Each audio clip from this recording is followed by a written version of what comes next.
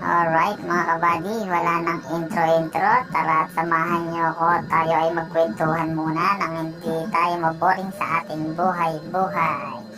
Ito nga po pala ay naglalagay ako ng masking tape sa ating hamba para mapanatili ang kalinisan ng kahoy.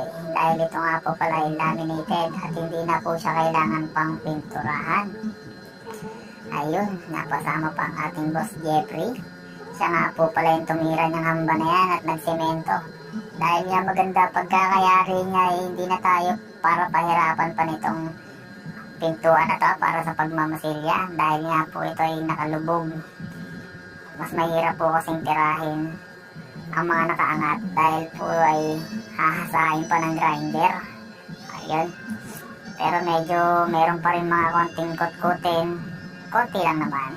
Dahil nga nag-aangatan yung mga dati niyang pintura na sobrang kapal na dahil sa ilang patong na mga pintura. Tinanggal muna natin yung mga kayang tanggalin. Dahil sobrang kapit po nung dating pintura, hindi na pinatanggal ng aming engineer. Kaya medyo na-less sa trabaho yung pagtatanggal niyan. Dahil kung tatanggalin lahat ng dating pintura, tayo ay kakain ng maraming beses ng alikabok. Dahil gagamitan niya ng grinder para lumabas ang original na bato ng pader.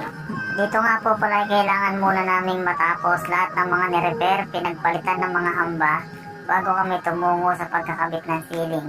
Dahil kailangan muna naming mapinish ang ceiling sa pagpipintura bago kami magpintura at magfinish sa mga drywall. Dito nga po pala tinamaan tayo sa mata dahil wala tayo sa safety goggles na suot. Dahil pag mga ganyan lang naman ang ginagawa, hindi na ako nagsusuot ng safety goggles. Pero natanggal din naman po kaagad, kaya tuloy ang trabaho.